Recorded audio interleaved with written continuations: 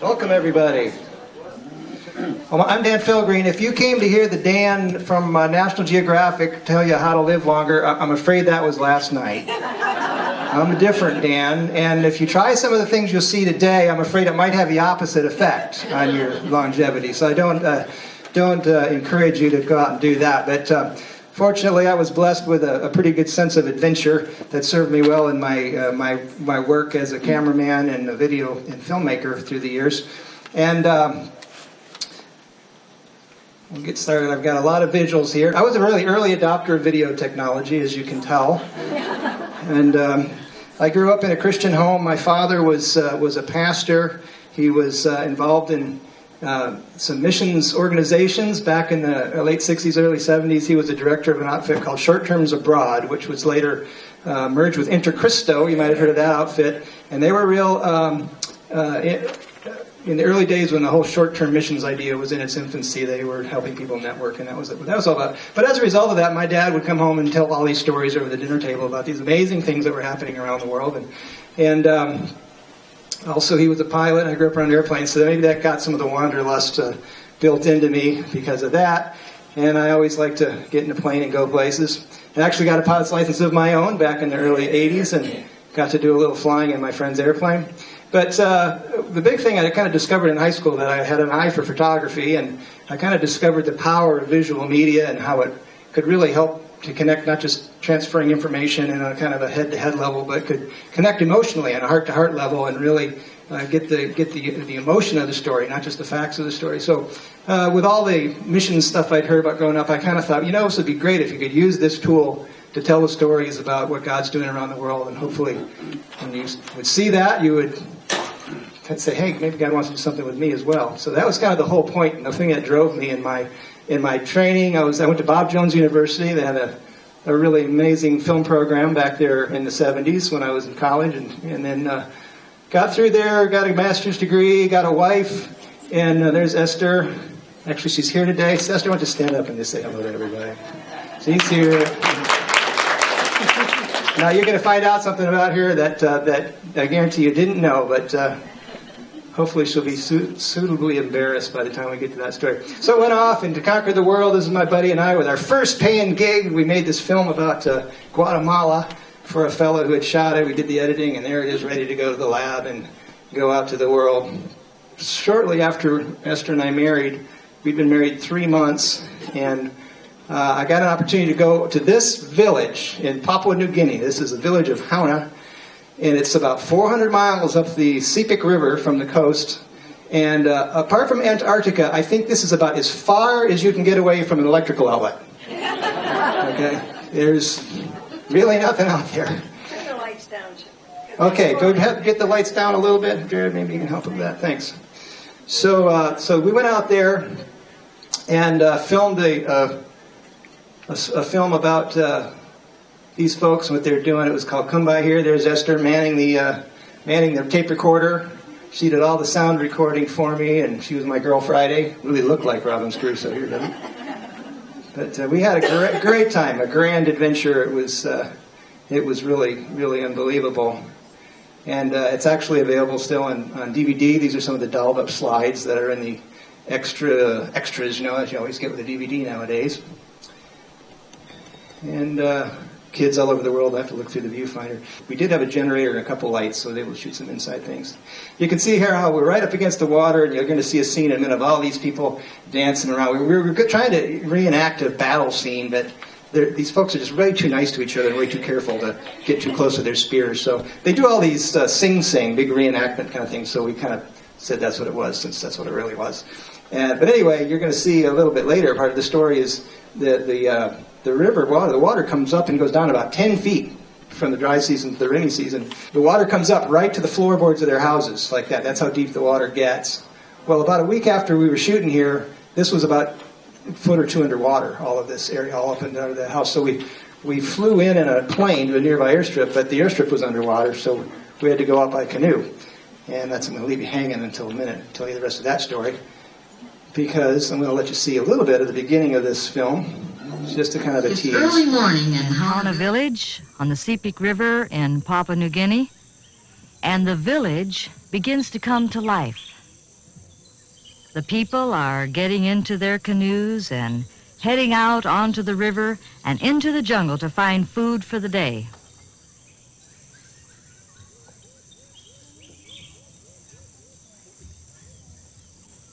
This is a day the Sepik-Iwan people have been looking forward to. It's a festival day, a day of celebration and sing-sing.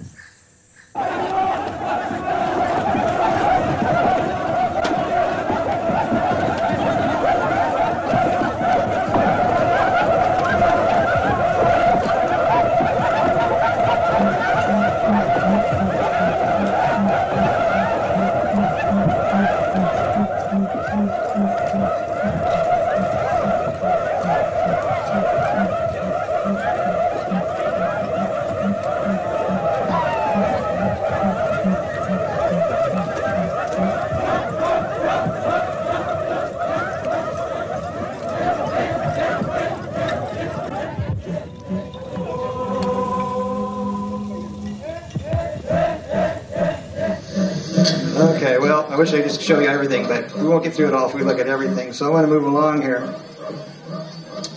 If I can find my button here. Here it is. So, as I said, when we left that village, we had to go out in a canoe. It was about 7 hours down the river. It was Esther and I, actually my sister's wedding, and so we ended up having to go down to the next nearest airstrip, 110 miles down the way. It's a place called Mbunti. You're going to see a picture of it a little later on. And so here's my little bride. We had some adventures here. We got stuck on the wrong side of a river one time. I had to wade across, and you see the case is actually, this case right here is in that picture. You can see it right there. That's this case, going hand over hand, and if it had gone in the water, that would have been the end of the movie, and we wouldn't be here today. But it made it. And then, let's see, another time we went in a Jeep around this mountain, and we were there a couple days. On the way back, the mountain had made a landslide, put about 4 feet of mud across the road, and of course we got stuck.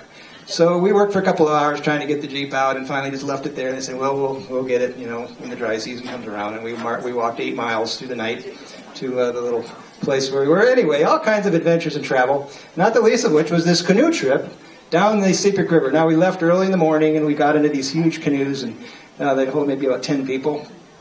And so there was a couple guys, New Guinean guys up in the front, and then Marilyn Laszlo, the translator, was sitting in front of me, and I'm sitting in this chair.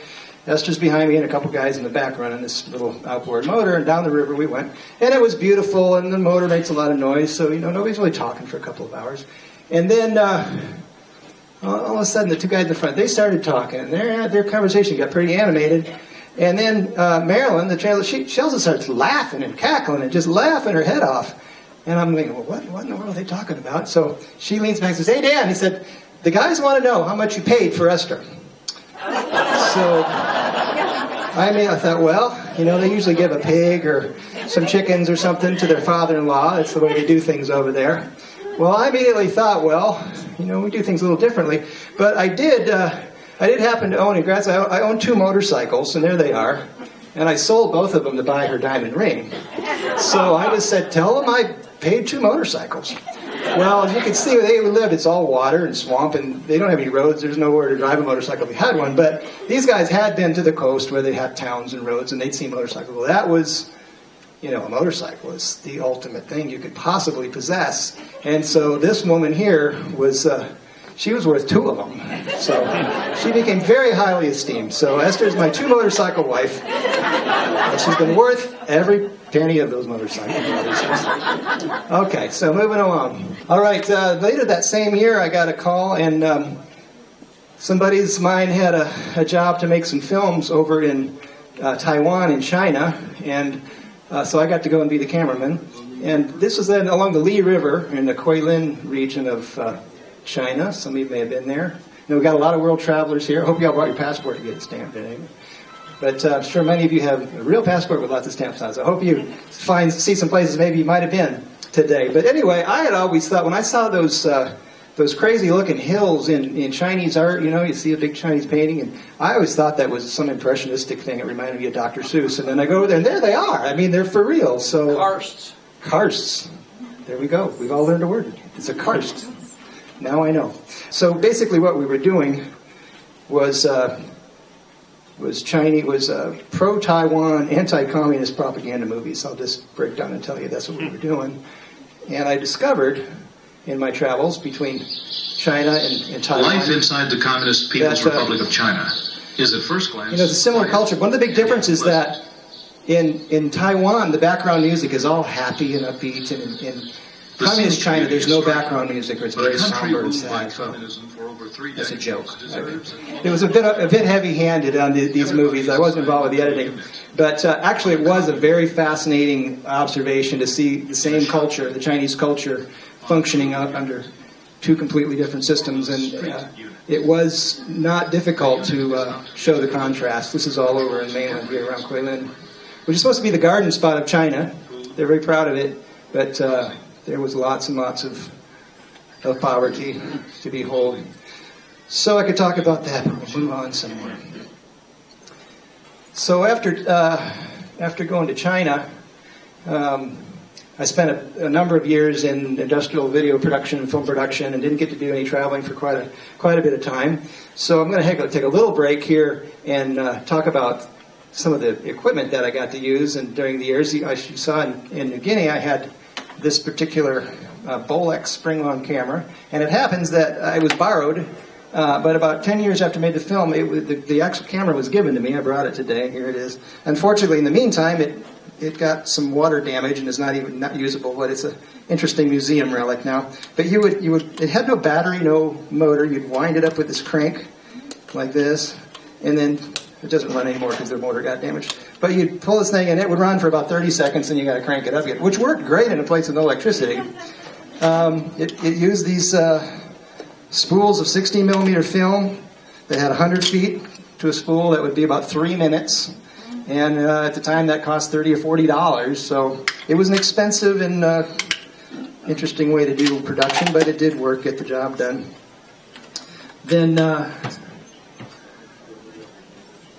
if you wanted to do sound, these 16 millimeter cameras were noisy. You had to put the camera in a big lead-lined box like that if you work on a sound studio. This was at again, back at Bob Jones University. We were working on a film called Sheffy that you might look up. It was kind of an interesting movie. You'll find my name in the credits.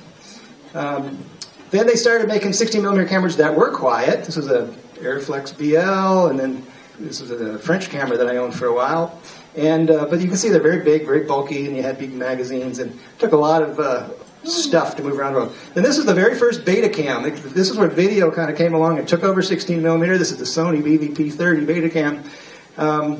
It was actually the first camcorder where the recorder and the camera were together. Just hang with me, ladies. We'll be back to stories in a second. This is for the guys. Tech talk. And it weighed about 35 pounds. It cost about $35,000.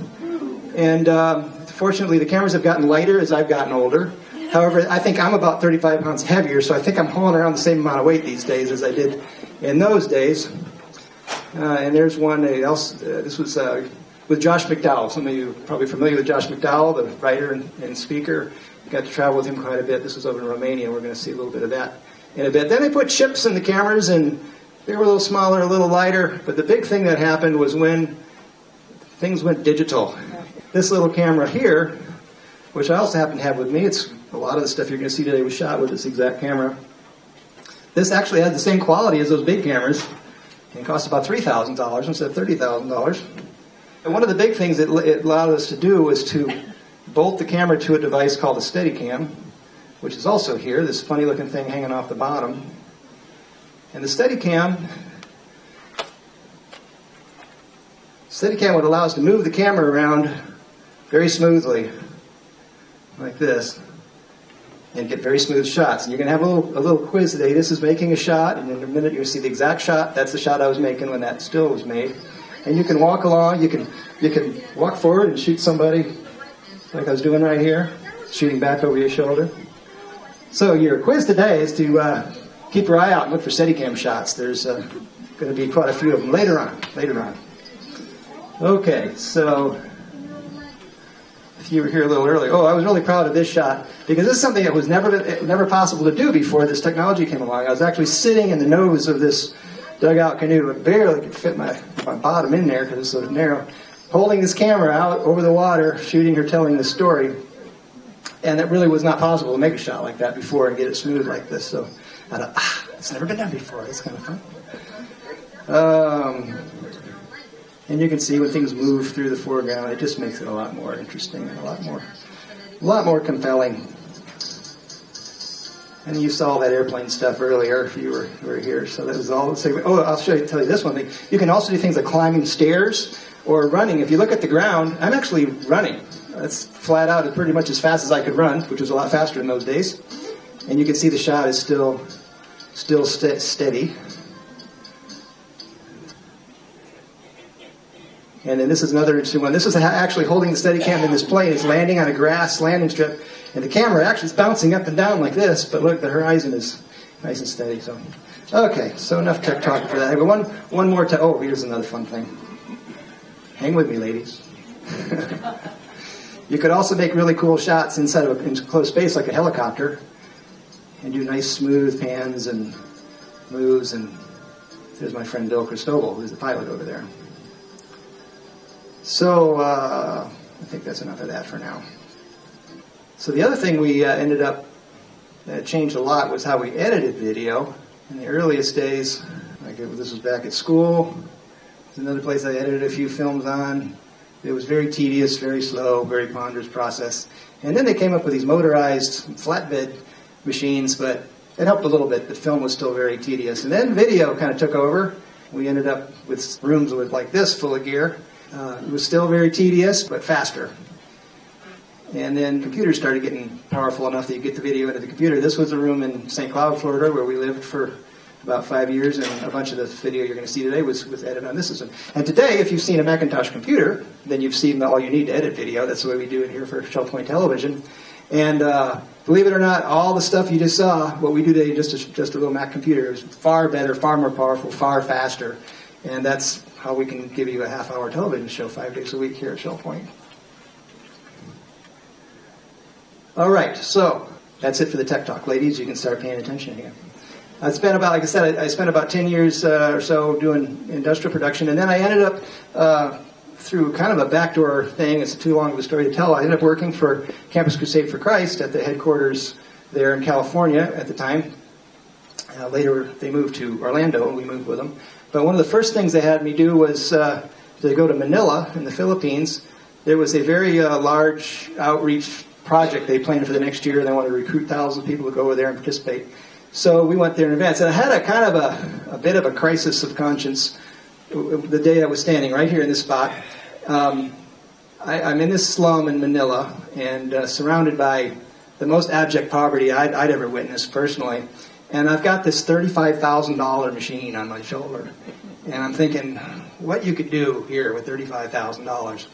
And, but I realized, first of all, it wasn't my camera. I didn't pay for my airline ticket to go over there. Somebody sent me. And I was sent to do a job, to get footage, to get a story and bring it home. And I realized really at that time that the best thing I could do for hurting people was to tell their story, and to multiply what the video technology could do as far as getting their story in front of many more eyeballs. So that was something that really drove me during these years when I was doing this kind of work, that I really wanted to put the camera down and help people and do things and get involved with what the missionaries there were doing, but I had to mind my camera and get the story. So a little bit, we were assigned to, they wanted a lot of college kids to go on this thing, so they said, make it fun, make it look interesting, make it look like something college kids want to go do. So we tried to do that, made a little upbeat opening here, Summer opportunities abound within the ministry of Campus Crusade for Christ. Projects going to a number of different countries and cultures offer you the chance to make your summer count for God's kingdom. New Life 2000 is a practical strategy to help reach the world with the gospel of Jesus Christ by the year 2000. Now, this was in the 80s, late 80s, so they were quite ambitious. Unfortunately, they didn't quite make the goal of reaching the whole world by the year 2000, but that was the push. Students, staff, pastors, now, and lay people I had to, all over the world. speaking of that, there was tremendous results of this particular project that Campus Crusade did, and I heard their documented decisions for Christ that happened, and I knew how many people went. I thought, if a tenth of them were influenced to go because of this particular little promo we made, I kind of did the math and thought, oh, that's a ton of people that we influenced down the way. So that was a big encouragement to me at that time. All right, we can't watch all of this, so let's see. What's next on the hit parade? I was at actually a Campus Crusade conference in Colorado, and it was just grinding down, and we got a call, and there was a church, an evangelical free church in Atlanta that had some stuff going on in Bosnia. The war was going on. That's another huge long story, but they wanted somebody to go and document some things that were going on there to push a humanitarian aid project. So I said, yeah, I'll go. Esther was like, yeah, Dan, you need to go. And it was very last minute, very thrown together. So I'm on the plane, I'm looking at this map, and I was going to go to a place called Mostar and a place called Tuzla, which I never heard of. It became better known after that. And right in between was a place I had heard of. It was called Sarajevo, and I knew they were shooting each other there. So, and I also found out after I got there, they said, well, we asked 7 other camera guys to come, and they all said no. But I went. And like I said, I wish I had time to share the whole story, but I really couldn't. I really can't. They were using a strategy of humanitarian aid, and they would start Bible studies and plant churches, and it was quite a remarkable thing that happened. But we had a little incident leaving Tuzla and going back to Mostar, because you had to. You couldn't drive through Sarajevo. That would be suicide. So in order to get between the towns, you would drive towards Sarajevo, and then about 10 miles outside of town, you'd get off the road and take these little mountain things, take this bypass up through the mountains, and you get up to the other side, or get on the road and back toward Tuzla. So that worked out pretty well on the way up there. On the way back, it got a little dicey. And I'll let the video tell the story here. We got to shoot a baptism service and a communion service happening in a church that was having a meet in secret up in Tuzla at the time. So this was all the refugees at Tuzla, and the place that became the Tuzla UN base about a year later. Driven by force in a new expression of ethnic cleansing. These displaced Muslims flooded into Tuzla, a central Bosnian safe area where temporary shelter was provided. In the face of this enlarged crisis, Northside Community Church, World Relief, and the Evangelical Free Church Mission Compassion Ministry mounted an immediate response. $45,000 in relief funds were hand-carried to central Bosnia, where food and supplies were purchased for distribution to newly arriving refugees. These big trucks were trying to get stuff through. Following narrow mountain roads that they shouldn't have been up there, but they were doing it. Fighting raged on. But even these backwoods routes proved perilous at times. How far is that away from us? He says, get out, get out. So this was kind of the excitement of that particular trip.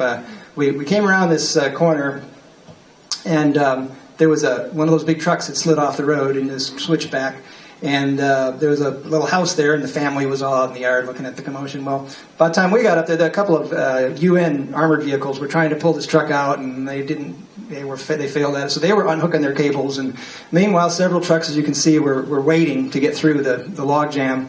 And wouldn't you know, across the valley in a mountain way over the side, there was a Serb gun emplacement, and they started shooting. And so, actually, like I said, when we got there, they were kind of starting to get everything out of the way. But this shell went off and blew a big chunk out of the people's house. Fortunately, like I said, they weren't in there, so they were okay. And as soon as that happened, everybody realized, well, this is a tempting target for the gunners because all these trucks are there. So everybody gets in and tries to get away from this area. And I'm thinking, we're going to get in the van, we're going to hightail it back where we came from. And another shell, a few minutes later, hit up in the woods up here about the same distance above the road here. And all of you guys who were in the military know what was going on. They were bracketing their artillery aiming. So what's going to happen, the third shell is going to hit right there. And so I'm thinking, we need to go this way. But our driver said, no, we go now. And he gets in and he drove straight to ground zero. And then we scooted through there and got the other side. And I said, Nicola, what are you thinking? Are you crazy? He said, oh, I knew it would take him a minute to reload.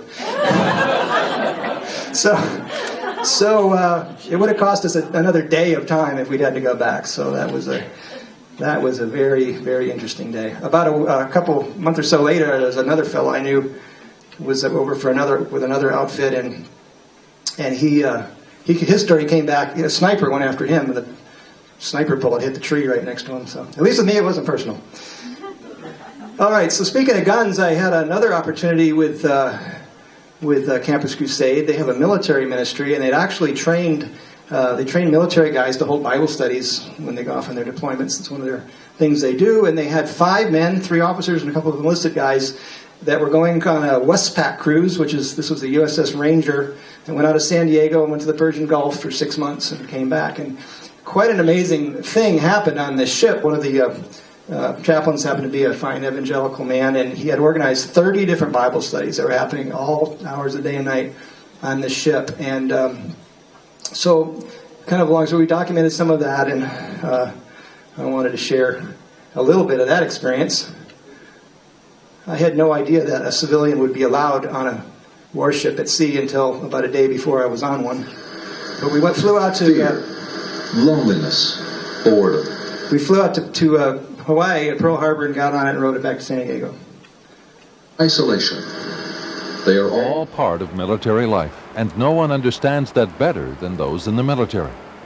For this reason, the military ministry of Campus Crusade for Christ works through Christians already serving in the armed services, training them and providing them with the resources they need to reach those around them. The need is really obvious. You have a microcosm of society in the military. And everything that you see on the streets, you see in the military. Everything you see in good homes, you see in the military. Everything you see in mediocre lifestyles, you see in the military. So it's kind of a microcosm of society. However, the difference is that we go to sea.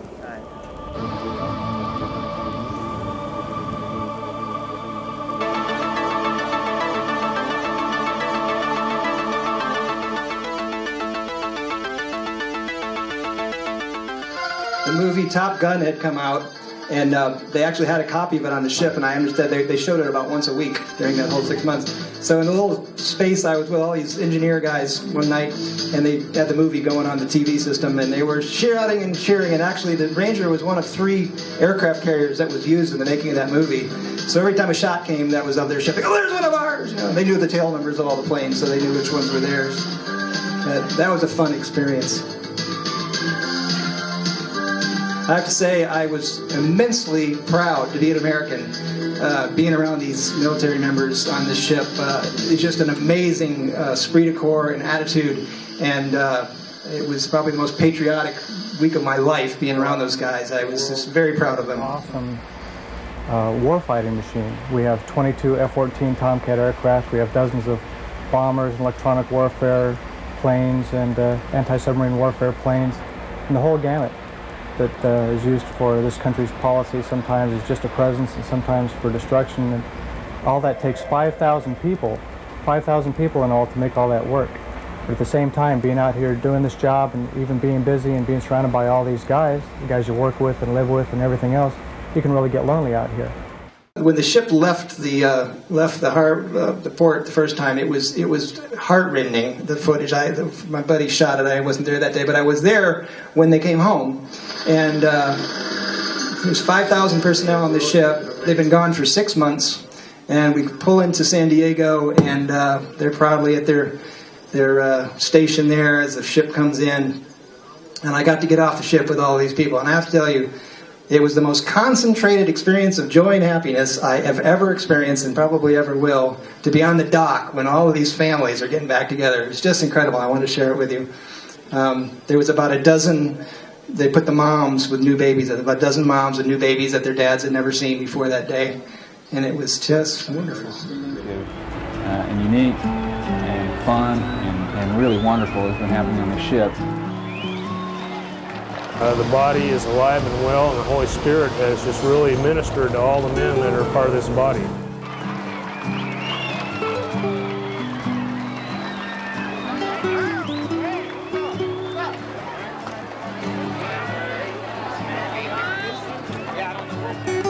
What happened on the Ranger didn't end with the cruise. As those men went home to their families and on to their new assignments, they took with them the experience and excitement of seeing the power of God change lives. And now, as they are scattered around the world, they are involved in sharing their faith with others.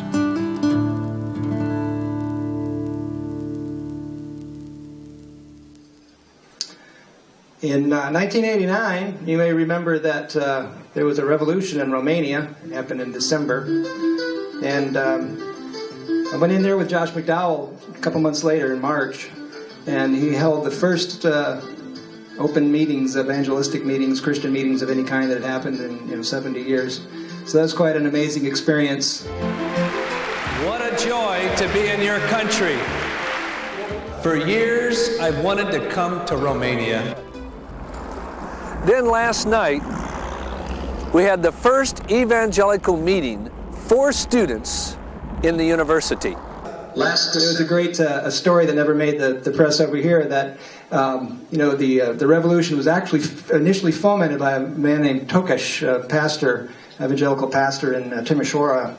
And when that all happened, Ceausescu, this horrible dictator they had, he was a horrible person if you knew anything about him, but he blamed the Christians in his country for what was going on, and he actually got all his henchmen together, and they hatched this plot. They wanted to kill as many Christians as they possibly could. And so his guys said, well, at Christmas time, they all gather together. That'd be a good time to kill as many Christians as we can. So that was the plan. Ceausescu was going to kill as many Christians in his country as he could on Christmas Day. And if you know the story, Christmas Day was the revolution happened, and he and his wife were summarily executed on Christmas Day. So it kind of reminded me about the story of Haman and Mordecai in the book of Esther, if you read that. It was such amazing parallels. But of course, that never made the press over here. Another interesting thing happened while we were there, and I'll let Josh tell about it. Probably one of the most memorable things that took place was I'd no sooner finished speaking and walked down off the platform, and an Orthodox priest came up to me, and he said, I must talk to you. And he said this, he said, I prayed that prayer with you tonight, and for the first time I realized that God is personal, and he committed his life to Jesus Christ.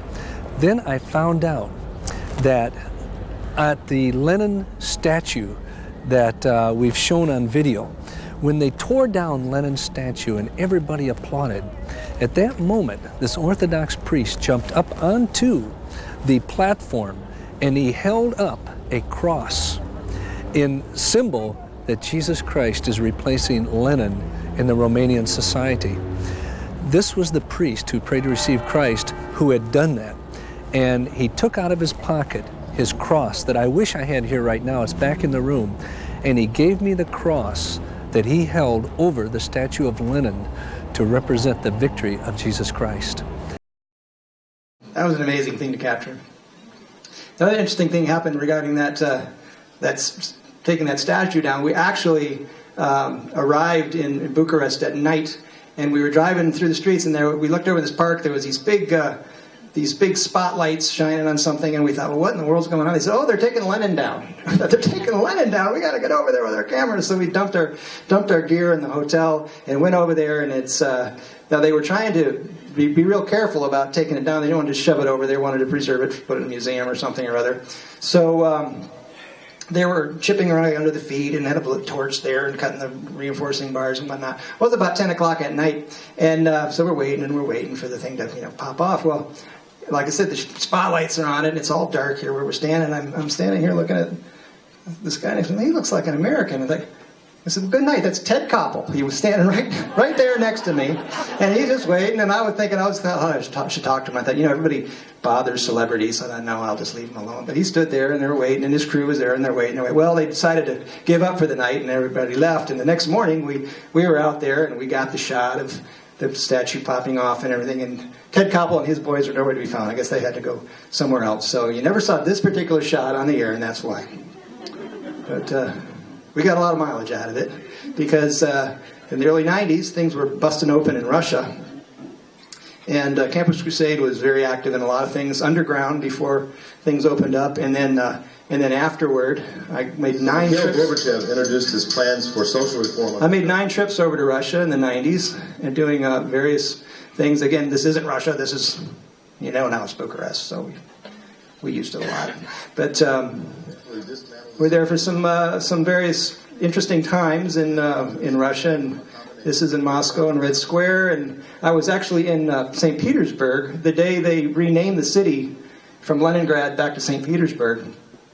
And there were it was a big celebration, but some folks weren't very happy about it. These people were demonstrating. They wanted the old ways, and they were coming right at me in the square. I'm thinking, I'm going to get bowled over, but separated, went around me, and they didn't look too ferocious, so it all worked out. All right. Well, some of the various things we did in Russia. Josh McDowell again did some things with him. He did a thing called Operation Carelift to let this provided even greater let the video tell the story here. Proclaim the gospel throughout Russia. Late in October of 1991, members of the Medical Association of Childhood and the World approached Campus Crusade in the hopes of obtaining sorely needed food and medicine for 7 children's hospitals in Moscow. Seeing this as an opportunity to demonstrate the integrity of Christian witness in Russia, Josh McDowell and other Campus Crusade staff responded to their plea. And during the week of the Russian Orthodox Christmas, 160 people from the United States and Great Britain delivered 282 tons of food and medical supplies to these 7 hospitals. Operation Carelift, as it has come to be known, is believed to be the largest privately run relief effort to ever come from the United States. But Operation Carelift was far more than an... UPS donated a 747 flight to move all that stuff over there. They went on and they did these all through the 90s. Every Christmas time, I went on 3 or 4 of them to document it.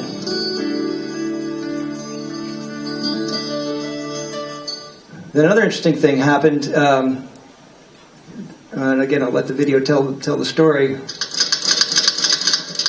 During the premieres of the Jesus film in major cities of the former Soviet Union, officials from the Ministries of Education in several republics asked Campus Crusade to show the film in all of the public schools. This led to a further request to provide a curriculum on Christian ethics and morality to be taught along with the showings of the film. A curriculum for elementary and one for secondary students has been written, and 6 teacher training convocations have already been held in Moscow, St. Petersburg, and 4 other Russian cities to train the teachers how to use the curriculum. The convocations draw an average of 350 teachers, representing about 200 different schools in each area. Almost all of the teachers are very receptive to the presentations, and 60 to 80% become Christians by the end of the conference. The teachers attend lectures and participate in small groups where they learn modern Western teaching methods and apply them using the curriculum and the Bible. This was an interesting thing. They ended up doing about 100 or 150 of these. That was one of the very first ones. And we actually went back to one they did in Volgograd, formerly Stalingrad, down in the south part of Russia. So we took a team in there to Volgograd, to a Komsomol hall, a Young Pioneers Hall, and they were having one of these convocations. They were about 10 or 20 into it at that point. And we took a multi-camera rig, all this gear, a switcher and multiple cameras, and basically a television studio and a bunch of cases, and we spent 4 or 5 days there and shot all of the plenary sessions that they'd been using for this training, about 25 or 30 hours of training. And the idea was, one, is we didn't know how long they'd be able to keep doing this, and if they kicked Americans out, the video could keep going. That was one thing. The other thing was it took about a team of about 40 people to put on one of these things, and so with the video they could send 1 or 2 people to smaller areas, outlying areas, and do it. Oh yeah, a dog in a theater is not too unusual there in Volgograd. Everybody wants to see your kids, and so it was great fun. Well, but these meetings, there's fascinating things going on, but visually it's just people in a room, So I wanted to get some local color, and I asked one of the fellas to take me out to get some local color. And you got to realize, back in those days, I suppose even still now, an airport is a very, very secure place. Our airports are all secure now, but in the early 90s, before 9/11, in a lot of small airports here, you could just walk out there and look at an airplane if you want to. Maybe not the metropolitan airport, but the small airports.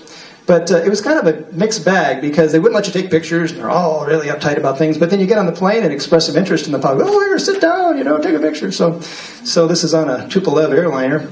But anyway, we're out there shooting coming back from shooting a cathedral and some interesting things around the country in Novgorod, which is way north Russia. And this huge, huge biplane comes over and is on a final approach, landing at this airport. And I look over, and there's like dozens of these huge behemoth biplanes. I'd never seen one before. It turns out it's the Antonov An-2, designed in the 1940s. It's like the DC-3 of the Eastern Bloc. And they were still building them. in the 90s, and they're still flying them today. They may still be building them in China and Poland. That was kind of the assault. But they've made thousands and thousands of these airplanes. So I said, well, what's going on? He's my translator. Said, oh, I think they give excursion flights. So I said, well, you got to take me over there. So we went over there and found the little Aeroflot girl at the counter. It's like she's the only one around. It's a really tiny little place. And I said, tell her I'm a pilot visiting from America, and I would like permission to go see one of the airplanes. Well, she said, well, we have to go find the pilots, you know. So I said, okay, where are they? I went over there and then found the pilots in the little ready room and said, tell them I'm a pilot visiting from America, I'd like permission. So they talked to each other and said, well, we got to go find the chief pilot. So somebody goes out to find the chief pilot. And meanwhile, I'm sitting there with these guys. So I pull out my wallet and I got my pilot's license out and showed them my pilot's license. And they realized what it was. Oh, cool. And he gets out, shows me his Russian pilot's license, and now we're buddies, you know.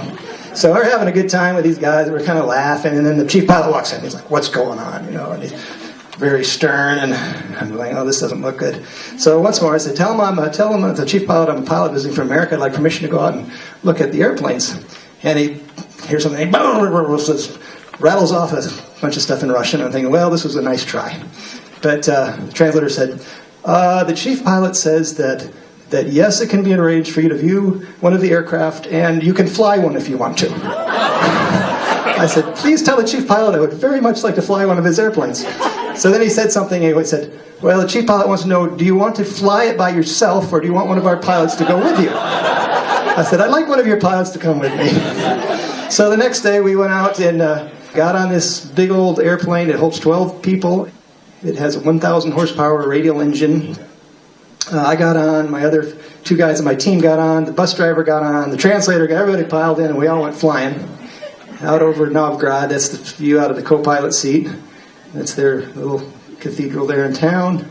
And this is the view out the front window. We landed at a little dirt strip out off the beaten path. And then I kind of came back and I said, you know, guys, the one thing I regret is I didn't bring my pilot logbook on this trip. I would have liked to have you write into it. And they heard the translation there.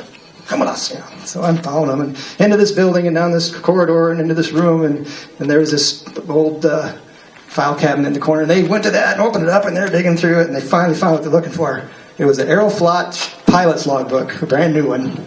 And they pull it out and they log the flight for me, and there it is. So that's a wonderful memento. I also have the receipt that was from chartering the airplane. And if you look real close, it was 254 rubles, which was about $5 that day. And I calculate a 1,000 horsepower engine. We burned about probably 50 gallons of fuel and probably burned 10 gallons of oil, and occupied the time of 3 employees, but it was $5. They've gotten smarter. They don't do that anymore. As I mentioned, a lot of that teacher training was about the Jesus film. People ask me, did I work on the Jesus film? And I never did. How many of you have ever heard of the Jesus film? A lot of you are familiar with it.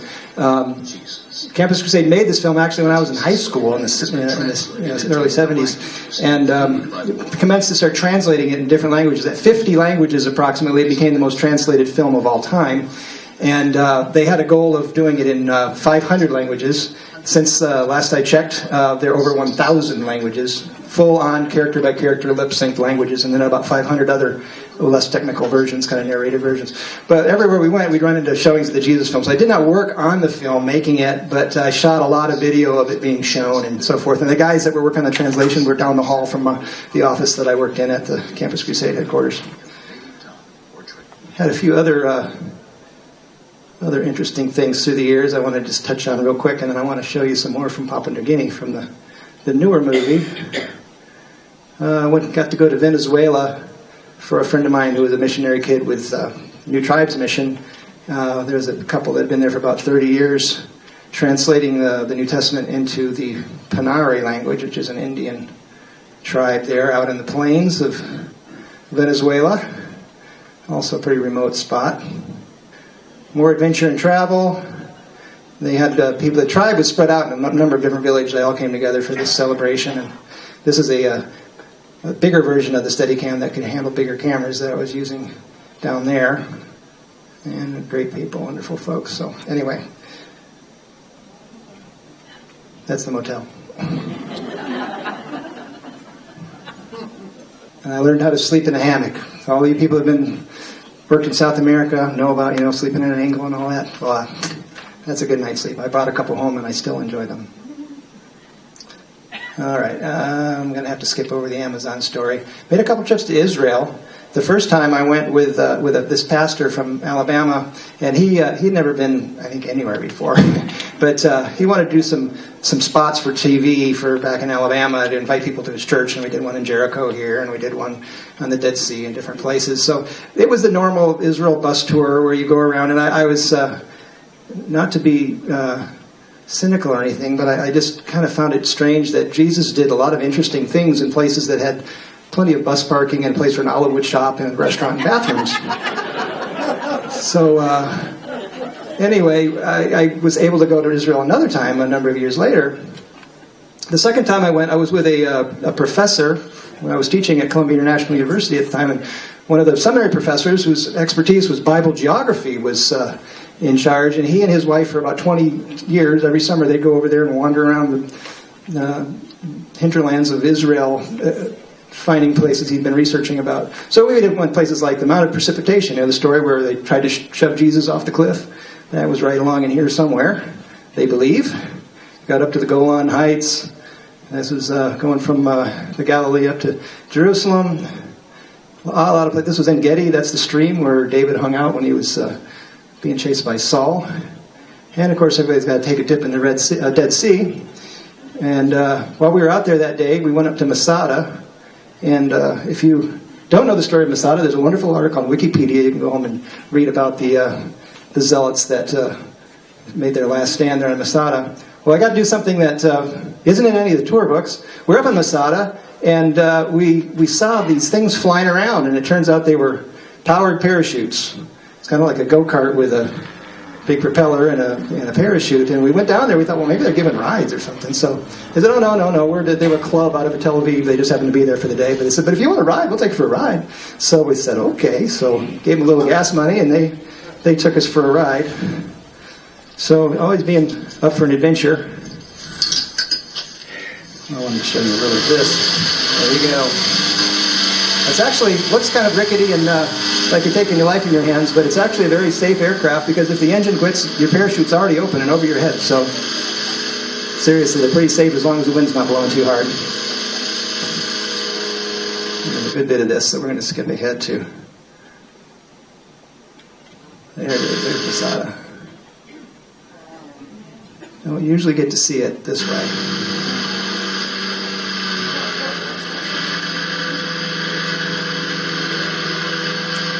All right. Fun days. A few more clips I want to show you. I got to go back to Papua New Guinea about 17 years after making the first movie. This has got to be the world's largest DVD menu here. I've never seen one this big, so it takes a while to move around on it. And I want to show you a little bit about this. Now, this is where you're going to see a lot of Steadicam shots, so that's the quiz. Marilyn Laszlo was this Bible translator. She's a very dynamic storyteller. And she wanted to kind of do a retrospective of the whole 25-year process of doing this translation.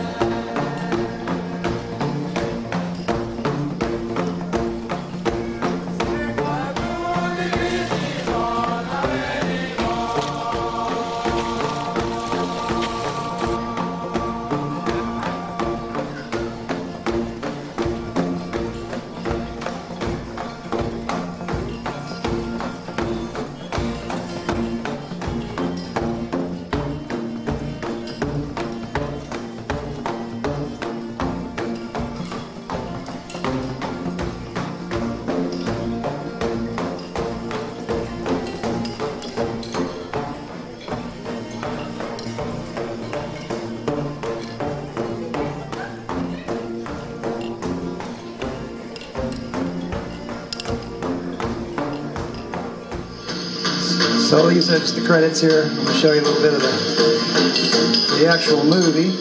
Let's skip ahead to that. In 1967, I came to Papua New Guinea, dreaming about being a missionary ever since I was 5 years old, you know, growing up in this little farm community in Valparaiso, Indiana.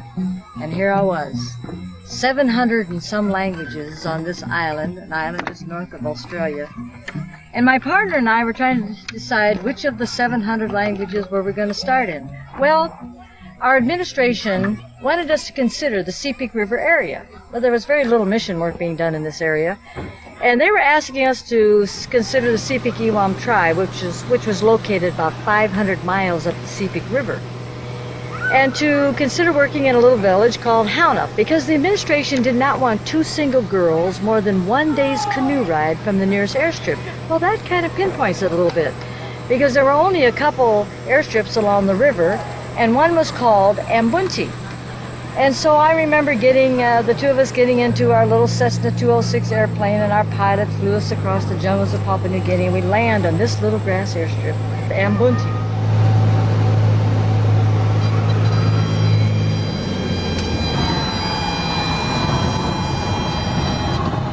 From there, we had about 110 miles yet to go to reach this little village of Hauna that was located about 4 miles off of the main river. I remember pulling into the village right here, and we cut our motor. We were just drifting there. Houses on both sides of the river, up on stilts, you know, thatch roof, bark floor, bark walls. You know, several canoes came out to meet us.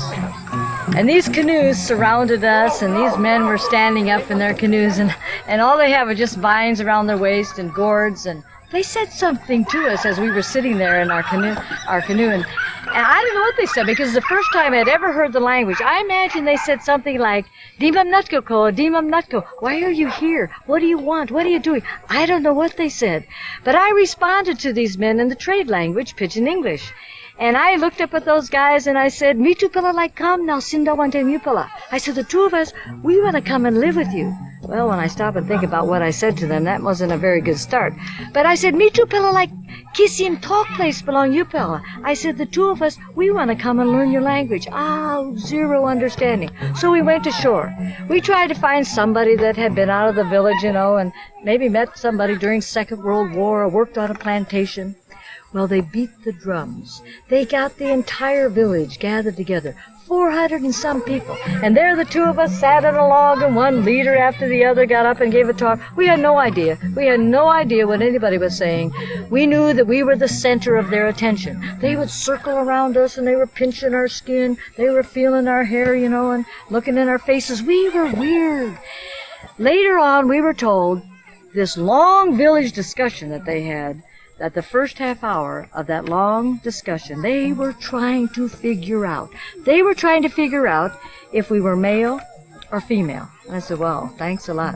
Well, it only took them a half an hour to figure it out, and they decided that we were neither. We were its. We were UBA. We were like ghosts or spirits from their ancestors, and that's kind of how it started. But they looked at us, and we didn't look too threatening. Puny white skin, funny hair, funny eyes. So they decided to let us come in, you know, only two of us, 400 of them. And they gave us a little house right over here on this hill, this little thatch roof house. And it was up on stilts, covered with bark floor and bark walls. And I remember that first night in that house. Well, our training prepares us very, very well for this. And we're trained, you know, to live in the jungle. We're trained to deal with isolation and long distances. And from there, an incredible story started to unravel, where God came down to meet these people right in their own culture and in their own language. You can see Marilyn was a delightful storyteller. She made it really fun and easy to work on that. There's one other little piece from that movie I wanted to show you. In Papua New Guinea, there are over 700 language families on this island, thousands of dialects. And all of these languages in Papua New Guinea are unwritten. I mean, they don't have an alphabet. They have not a single piece of literature, not one portion of God's Word in their own language. Nuga koa, nuga, mana koa. Oh, hadoge. And so we're trained as linguists. We're trained as anthropologists. We're trained to go in and analyze the language, develop an alphabet. In fact, that's our first 6 months goal, is to develop an alphabet, figure out the grammatical structure, make some reading books to teach the people to read and write their own language, to preserve these languages and these cultures. And then our final goal is to give them God's Word in their own language. Well, how do you start? Well, you start by pointing to things. We learn an international phonetic system, and we write down everything phonetically. And I remember the very first word I got. In fact, it was right on this spot. The same family, is not exactly the same house, of course, but it was right here. And I was trying to get the word for house. And so I started banging on the house, and I kept saying in English, house, house, to give them the idea of what I was trying to get. Well, they didn't even know what we were, let alone what we were trying to do. But finally, one of the fellows said, oh my God. Oh my God. So I took my thorn, my pencil, and I wrote it phonetically. Oh my God. House. Wow. Do you realize that I had just written the first word in this language that had ever been written since the Tower of Babel, when all the languages of the world were created and all these cultures and these nations? Well, keeping in mind, as a Bible translator, my job is to give them the Word of God in their own language, and I have one word in my dictionary. I'll tell you, I really felt way over my head, but that's how it started.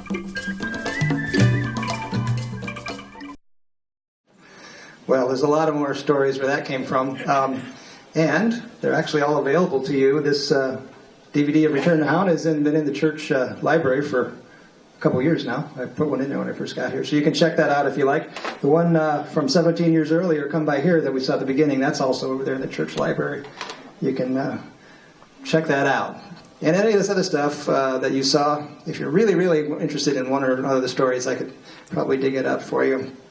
The one other resource I wanted to tell you about real quickly before I let you go is that I actually put a website together when I was working on my own. One of the reasons I did it was to promote my little one-man company, but also I had started journaling actually when I was out on the aircraft carrier, and then subsequently every other trip after that I started keeping journals. I wrote them down at first, and I started talking them into a tape recorder. The ones that are transcribed are on the website. If you go out there to www.dpproductions.com, it was my website when I had my company. Now it's just kind of out there. It's a ghost website, okay, like a ship with no crew. But if you click on this journals button here, it'll take you to a page, and there's about a dozen of my trips that you can choose from, and you click on one, and it'll take you to a not very pretty, but rudimentary file of text, and you can read my journal just as I kept it on the trip. And if you go back to the home page, there's also a photo gallery, and a lot of the photos that I've been sharing today are out there. You click on one of these here, I click on that one, and you'll get this, and there's little stories about them. If you click on one of the photos, it'll get bigger and you can see it. So that's at www.dpproductions.com. Don't pay attention to the address or the phone number on there. They're old, and I haven't had a chance to change them. So if you want to talk to me about something that's on there, contact me through ShowPoint, not through that. All right, well, that's about it. We've taken up an hour and a couple minutes of your time. So those of you who need to go. If you have any questions or want to discuss anything further, I'll hang around for a little bit and be glad to do that. So thanks for coming.